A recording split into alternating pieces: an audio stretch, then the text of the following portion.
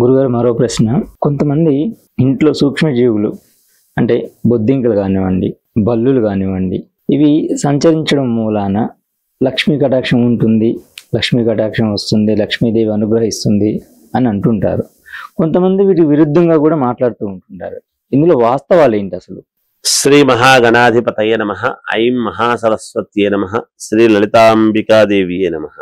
ఏదైనా మనము మన శరీరానికి కావాల్సినంత గాలి పీలిస్తే మనకు శ్వాస ఎలా ఉంటుంది? విపరీతమైన గాలి పెట్టింది అనుకోండి, మనం బయటికి పోగానే మనం ముందు ముక్కుకు అడ్డం పెట్టుకుంటాం. ఎందుకు?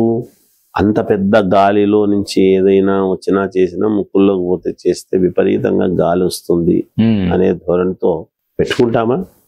మనం కారులో పోతున్నా, బస్సులో పోతున్నా, ట్రైన్లో పోతున్నా ఎందుకు అన్ని తలుపులు మూసుకొని పోవాల్సిన అవసరం? అంటే అంత పెద్ద గాలికి మనం తట్టుకోలేము. అతి సర్వత్ర వర్జయేత్తని. అందుకని ఇవి కూడా ఈ బొద్దింకలు ఇవి అంటే ఇవన్నీ ఏమిటి? ఇవన్నీ ఇవన్నీ దాటుకొనే మనం మానవ జీవితానికి వచ్చినాం. అవన్నీ దాటుకొని ఈ బొద్దింకలు, ఈ బల్లులు, ఈ పెద్ద పక్షులు, ఇంట్లోకి రాకూడనటువంటి మన గబ్బిలాలు, తేళ్లు, మండ్రిగబ్బలు, పాములు, వీటన్నిటినీ ఈ జీవాలన్నీ దాటుకొని మనం ఈ మానవ జీవితానికి వచ్చినాం. ఒకటి. రెండవది, ఉంటే మంచిదంటారు, ఉండకుంటే మంచిదంటారు అని. ఇప్పుడు రెండో మూడో బల్లులు ఉన్నాయనుకోండి, 1-2 బల్లులు ఉన్నాయంటే బల్లులు ఉండడం మంచిదే. బల్లి శకునము అని బల్లి శాస్త్రం అనేది కూడా ఉంది. శకున శాస్త్రాల్లో మామూలుగా బయటికి పోయేటప్పుడు బల్లి అరుపులు అరిచేటివి పూర్వం. అది ఒకసారి అరిస్తే ఏమిటి, 2 సార్లు అరిస్తే ఏమిటి, ఆ పని అవుతుందా కాదా అని ఎంత పెద్ద పని ఆగిపోయేవాళ్ళు ఏదైనా కొంచెం తేడా వస్తే. అలాంటి శకునాలు చెప్పేటివి ఉన్నాయి బల్లులు. ఆ బల్లులు కూడా ఎందుకు ఉంటాయి? మన ఇంట్లో ఎందుకు ఉంటాయి? పక్కింట్లోకి పోవు కదా. మన ఇంట్లో మనం ఎంత తోలినా మన దగ్గరికి వస్తాయి. ఒక పిల్లి ఎంత వద్దనుకున్నా మన దగ్గరికి వస్తుంది. ఒక గోవు రోజు వచ్చి మన ఇంటి దగ్గర నిలబడుతుంది. అలాగే నల్ల చీమలు ఇంట్లో వస్తే పుణ్యప్రదం. నల్ల చీమలు ఇంట్లో వస్తే డబ్బు వస్తుంది. గోవు నిరంతరము వస్తుంది మన ఇంటికి అంటే మనము పుణ్యం చేసుకోబోతున్నాము, పుణ్యం మనకు మూట కట్టుకుంటున్నామని దాని అర్థం. అలాగే ఇలా కొన్ని జీవాలు వస్తున్నాయి అంటే మనకంటే ముందు ఎవరో చనిపోయినటువంటి వాళ్ళు ఇంకొక రూపకంగా దాంట్లో వచ్చి ఉంటారు అని లెక్క. అలా ఎవరైనా ఉంటేనే మనం అనుకుంటాం, బల్లిని మనకు మన తండ్రి, బల్లిని మా తాత, ఇంకొకటి మా అవ్వ, ఇట్లా అనుకుంటామా అని అనుకుంటే కాదు. అది ఏదో మనల్ని ఆ రూపకముగా అంటుపెట్టుకొని ఉండడానికి వచ్చి ఉంటాయి. మనం ఎంత తోసినా పోవు. ఇవి విపరీతమైనాయనుకో, విపరీతమైతే అది చెడు ప్రభావం.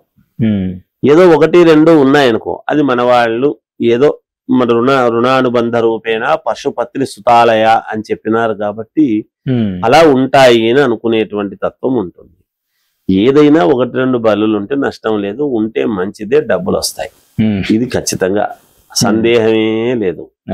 అయితే ఓ 50-60 ఉండి పొద్దున్నే గోడ నుంచి నెత్తిన పడతాయేమో అనేంత భయంతో ఉన్నాయనుకో, అది మళ్ళీ దరిద్రాన్ని చుట్టుకుంటుంది. ఉన్నది పోవడానికి కూడా అదే, రావడానికి ఏదైతే కారణమో పోవడానికి కూడా అదే కారణం అవుతుంది. అందువలన ఇవి ఎక్కువ ఉంటే అలా ఉంటుంది, ఉండాల్సినంతలో ఉంటే ఇలా ఉంటాయి. ఇక బొద్దింకల విషయం అంటారా? బొద్దింకల విషయం అనేటువంటిది ఈ రోజుల్లో ప్రతి ఇంట్లోనూ పెద్ద సమస్యగానే ఉంది. అది ఒకటి ఉంది అంటే వెంటనే కొన్ని 100,000గా తయారు కావడానికి అవుతాయి. వాటిని కొంచెం జాగ్రత్తగా ఉండకుండా చూసుకోవాల్సినటువంటి బాధ్యత ఏమిటి అంటే, ఇవన్నీ ఎక్కడి నుంచి వస్తున్నాయి? పూర్వం ఇవన్నీ ఉండేటివి కాదు. ఎందుకు అంటే ఎంగిలి పాత్రలు ఎప్పటికప్పుడు కడుక్కోకపోవటం వలన, ఎప్పటికప్పుడు తిన్నది తిన్నట్టుగా కడిగేసుకుంటే ఎవరో పని మనిషి వస్తారు చేస్తారులే అని ఎప్పుడైతే అక్కడ పెడుతున్నామో, అసలు ఎంగిలి ప్లేటు తిన్న తర్వాత ఆ క్షణము కూడా అక్కడ ఉండరాదు. వెంటనే తీసుకెళ్లిపోయి వెంటనే కడిగేసి శుభ్రం చేసి పెట్టుకుంటే ఒక్క బొద్దిక కూడా రాదు. అలా ఎవరు చేస్తున్నారు ఇప్పుడు? ఎవరు చేస్తున్నారు ఇప్పుడు అలా? రాత్రి తిన్న తిళ్ళు పొద్దున పని మనిషి వచ్చేంత వరకు అలాగే ఉంటే, లేదా పొద్దున మధ్యాహ్నం తిన్న తిండి సాయంత్రం పని మనిషి వచ్చేంత వరకు అలాగే పెట్టుకుంటే బొద్దింకలు రాకేమవుతాయి? మనము తలుపు తెరిచి కూర్చొని మనం ఇంట్లో పండుకొని దొంగ వచ్చి ఎత్తకపోయినాడంటే అర్థం ఏమిటి? మనం తలుపు మూసుకొని ప్రశాంతంగా పడుకుంటే దొంగ రాడు. అయినా తలుపు కొట్టి వచ్చే రోజులు మనం దాన్ని ఆలోచన చేయాలి కదా. అలా బొద్దింకలు అనేటువంటివి ఎందుకు అవుతాయి అంటే, వంటింట్లో వంట పాత్రలలో ఎప్పటికప్పుడు కడుక్కోకపోవటము వలన. ఎప్పటికప్పుడు కడుక్కుంటే, క్లీన్ చేసుకుంటే ఎటువంటి ఇది ఉండదు గాక. అది తెలుసుకోవాలి. అదొకటి. అంటే ఉండరాదు అట్లా నిజానికి. అంటే మనము ఏమి తిండి చేసుకున్నామో ఎవరికి తెలియకూడదు అని శాస్త్రంలో ఉంది.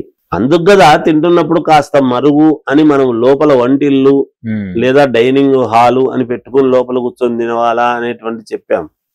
ఏది కింద కూర్చొని పద్ధతిగా ఆ అన్నం మనం తింటూ ఉన్నప్పుడు కాస్త ఒక పిడిచ, మనం రోజు తింటూ ఉండేటువంటి మన నోటికి మనకు అన్నం దొరికింది అంటే మన కష్టమే. కాస్త ఒక పిడిచ పక్కన పెట్టి భగవంతుడికి, ఇది సర్వప్రాణికి అంటే చిన్న చిన్న జీవరాశులకు అంత వదిలిపెట్టడం అనేది జరుగుతుంది. అది ఎక్కడో బయట చేసినప్పుడు అక్కడేవో చిన్న చిన్న జీవాలు తినడం అనేది జరుగుతాయి. అలా తినాలి అనే దానికే ఒకటి తీసి పక్కకు పెడతాం. అదే పనిగా అలాంటి పద్ధతుల దగ్గర నుంచి ఇంట్లో ఏం తింటున్నామో ఏమి చూడరు. మనం ఉండడం మాత్రం ఆకారం బాగున్నాము అని అనిపించుకోవాలి అనే తాపత్రయం రోజుల నుంచి మనకు ఇబ్బందులు ఎక్కడికి వచ్చేసినాయి. సాఫ్ట్వేర్ ఇది రంగంలో ఉండేటప్పటికీ ఇంట్లో తినే అవకాశం లేక బూట్లు కూడా వదలకుండా నిలబడి తిని పరిగెత్తుకుంటూ పోవాల్సినటువంటి సన్నివేశం వచ్చింది. అంటే మానవుడు అంత కష్టపడాల్సిన అవసరం ఏర్పడింది. అవును కదా. దేన్ని కాదంటాం మనము? దేన్ని తప్పుపడతాం మనము? ఎక్కడ తప్పుపట్టాలి? ఏ వ్యవస్థను తప్పుపట్టడానికి ఉంది? మరి అలా చేసుకోకపోతే అతనికి భార్య బిడ్డలను సంరక్షించుకోవడానికి కుదరదు కదా. నేను అక్కడ బూట్లు ఇడిచి కాళ్ళు కడుక్కొని తింటాను లేనంత సమయం ఉండదు కదా. నిలబడి తినేది ఏది తన ఒంటిన పట్టదు. కూర్చొని సుష్టిగా తింటే కదా ఆరోగ్యం బాగుంటుంది. ఆ తిన్న ఆహారం వల్లనే ఆరోగ్యం బాగుండేది. ఇవాళ రోజున హాస్పిటల్స్ పెరగడానికి గల కారణాలు ఏమిటి అంటే ఫాస్ట్ ఫుడ్ సెంటర్లు, బయట తినడము, నిలబడి తిండేది అరక్కపోవటము, వెంటనే వెళ్ళిపోవడము బండెక్కి. తిన్నవాడు తిన్న తర్వాత కనీసం 10 అడుగులు అటు ఇటన్న వెయ్యాలి అనేటువంటి కారణం ఎక్కడుంది? పొద్దున్నే ఉదయాన్నే పార్కుల చుట్టూ తిరుగుతున్నారు, మధ్యాహ్నం ఇలా చేస్తున్నారు. ఇలా జరుగుతుంది కదా వ్యవస్థ. దేన్ని తప్పు పట్టడానికి ఉంది? కనుక ఇంట్లో బల్లులు అవి ఇవి అని ఇవని అవని ఒకదానికొకటి చైన్ లింక్. మానవ జీవితమే చైన్ లాంటిది. లింకు అదొక్కటే చెప్పడానికి ఉండదు. అదొక్క వ్యవస్థ గురించి మాట్లాడడానికి ఉండదు. కనుక ఏదైనా అతి సర్వత్ర వర్జేయతని కాకుండా ఎంత ఉండాలో అంత మాత్రమే ఉంది. రాకూడనటువంటి పావురాలు ఉంటాయి, ఒక చోట కూర్చొని ఊ అని ఏడుస్తుంటాయి. అవి ఏడుపు మంచిది కాదు ఇంటికి. అలాగే మనం మామూలుగా ఈ గబ్బిలాలు ఇంట్లోకి రావడం మంచిది కాదు. కొన్ని పెద్ద పక్షులు, గుడ్లగూబలు ఇట్లాంటివి ఉంటాయి. మన లక్ష్మీదేవి యొక్క వాహనం గుడ్లగూబ. ఇప్పుడు అవన్నీ ఉన్నాయో ఇప్పుడు ఎక్కడ ఆ పక్షుల యొక్క జాతి ఉందో లేదో కూడా తెలియడం లేదు. ఎక్కడో అరాకొరా ఉంటే ఉండవచ్చునేమో. చూస్తే పుణ్యం అన్నాడు గుడ్లగూబను. కొన్ని ఇంట్లోకి రాకూడనివి ఉంటాయి ఇట్లాంటివన్నీ.